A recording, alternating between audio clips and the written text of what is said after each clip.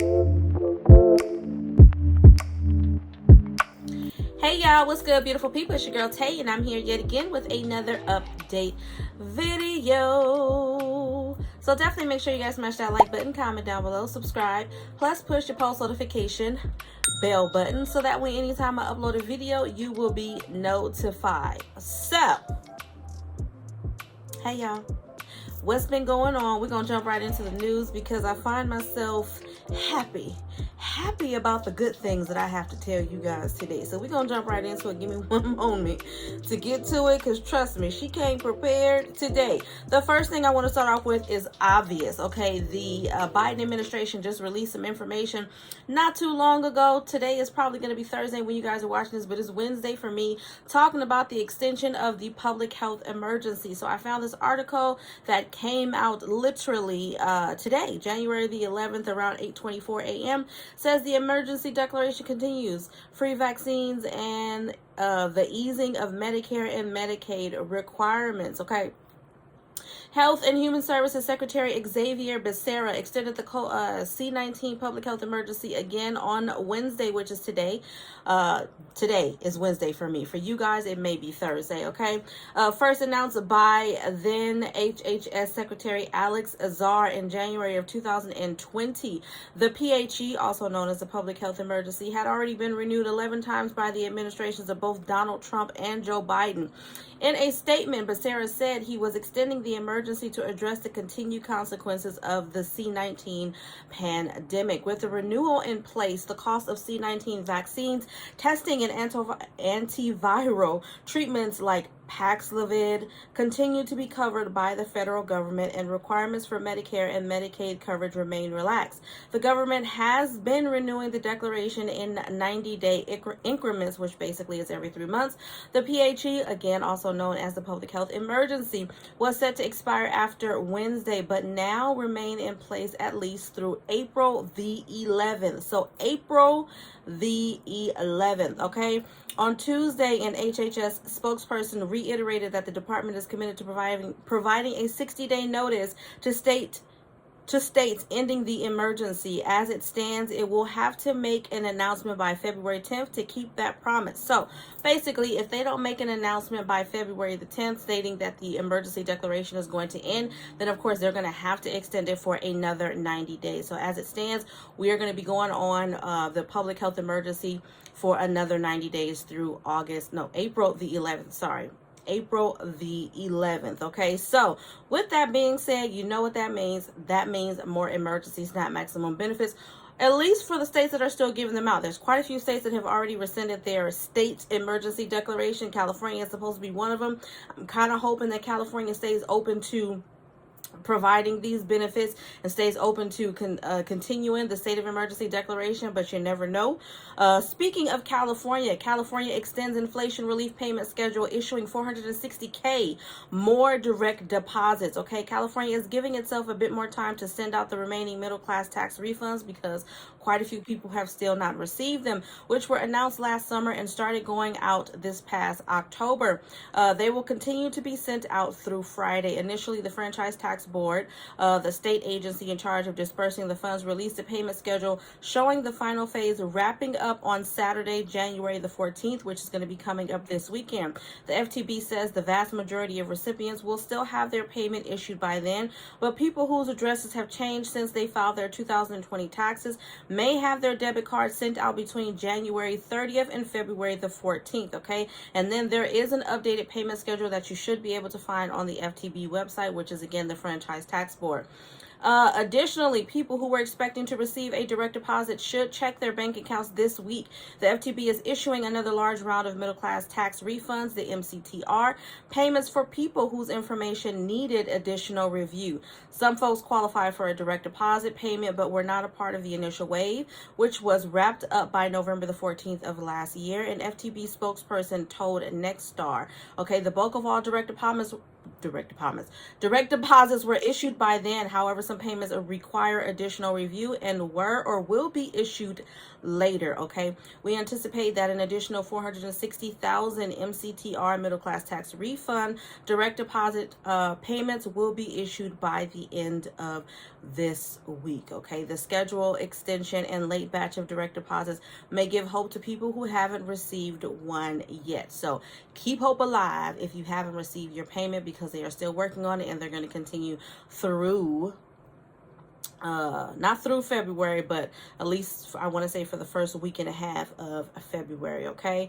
Another article that I found just recently, we gonna keep going, y'all. We're trying to keep the energy up, keep the momentum going. Child tax credit update. Will the CTC finally be extended to 2025? So they're still talking about it. They're still debating. They're still negotiating and all of that jazz. Okay. This article came out by Marca Personal Finance, MARCA. It says the U.S. federal government and 12 different states are providing child tax credits to help families with children feel more financially secure. Their scheme is believed to be helping nearly 2 million kids escape poverty each year, with the number of dependent children, marital status, and income level being the main factors that affect the tax credit amount. The federal child tax credit has historically enjoyed bipartisan support. It was established as a part of the Taxpayer Relief Act of 1997. Initially, the tax credit was $400 per child under the age of 17 and was non-refundable for the majority of families.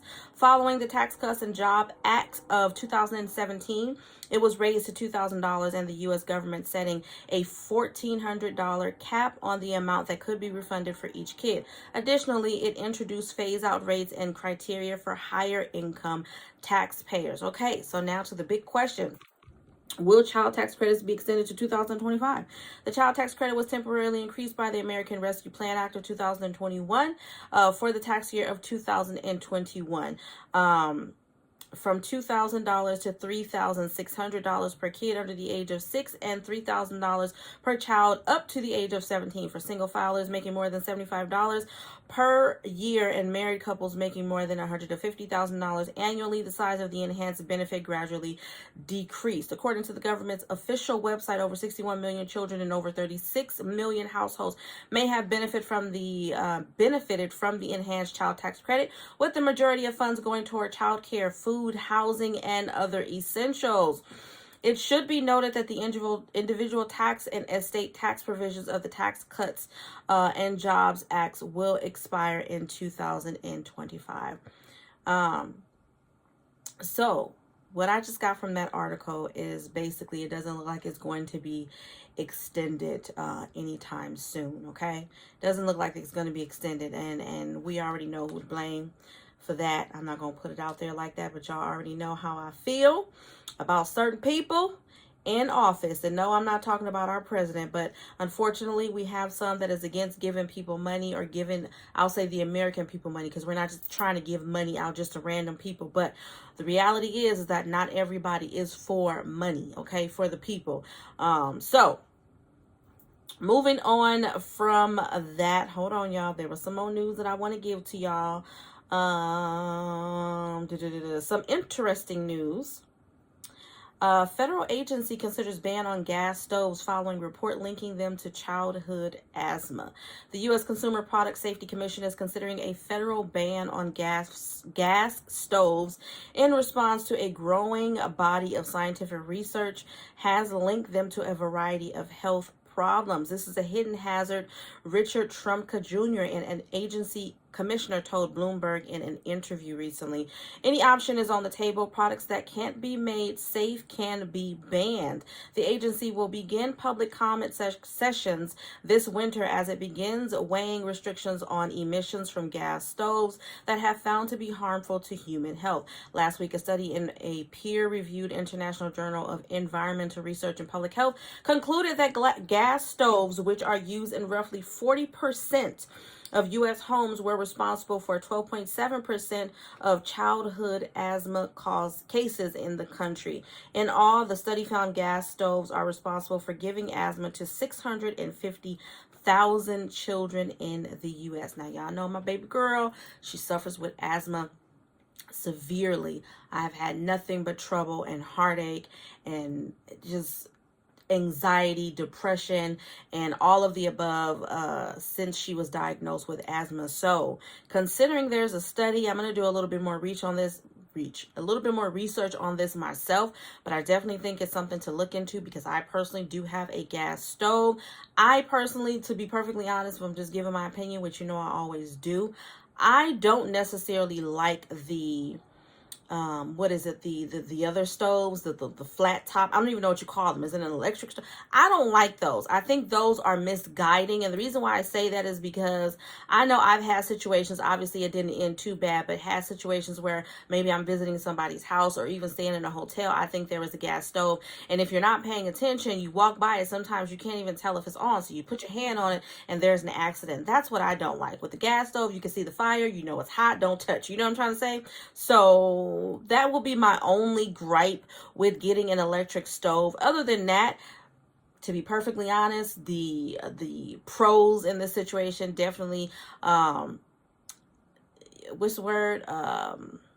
They definitely, they're more significant than the cons. Okay, there really aren't any cons to getting an electric stove, in my personal opinion. If you guys know, if you guys have any electric stoves already, let me know how you liking it. Was it a smooth transition? Do you wish you kept your gas stove? Just let me know. Drop your comments down below. Let me know how you feel about electric stoves. But at the end of the day, if they're going to present an federal ban on it, I guess nobody will have a choice. So my thing is for people who may not have the money to buy a freaking electric stove at the time that they do, are they going to help?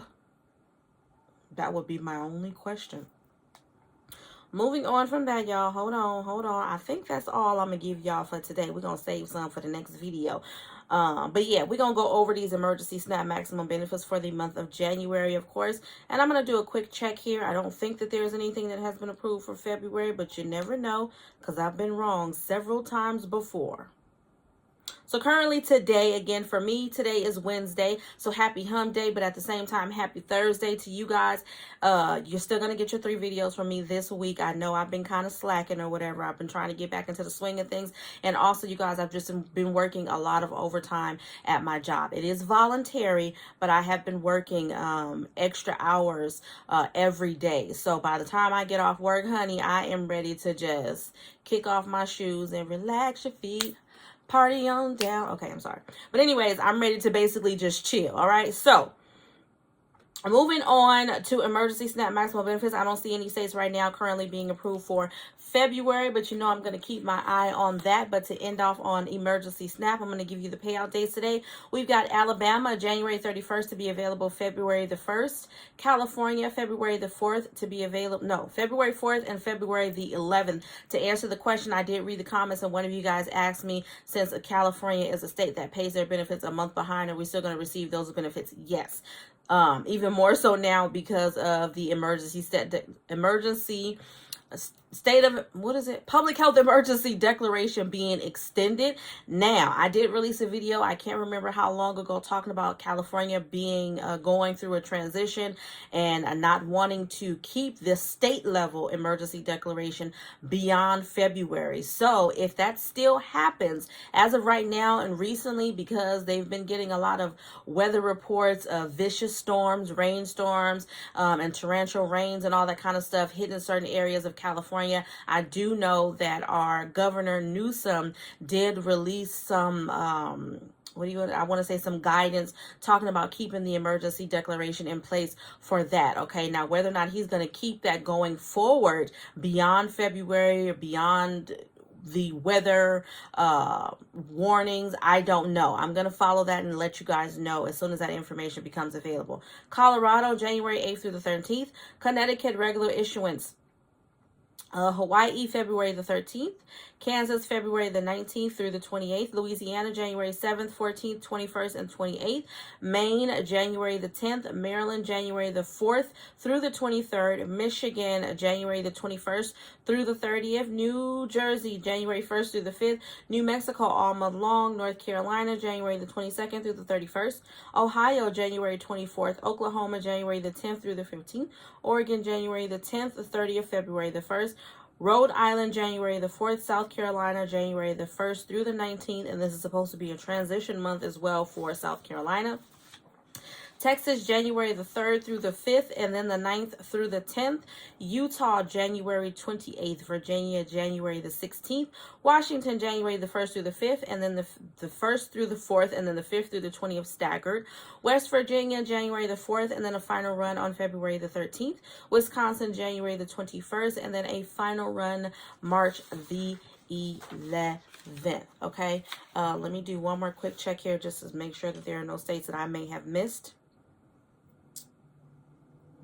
It doesn't look like I've missed anything. I think every state that is still currently giving out these benefits I have read to you guys.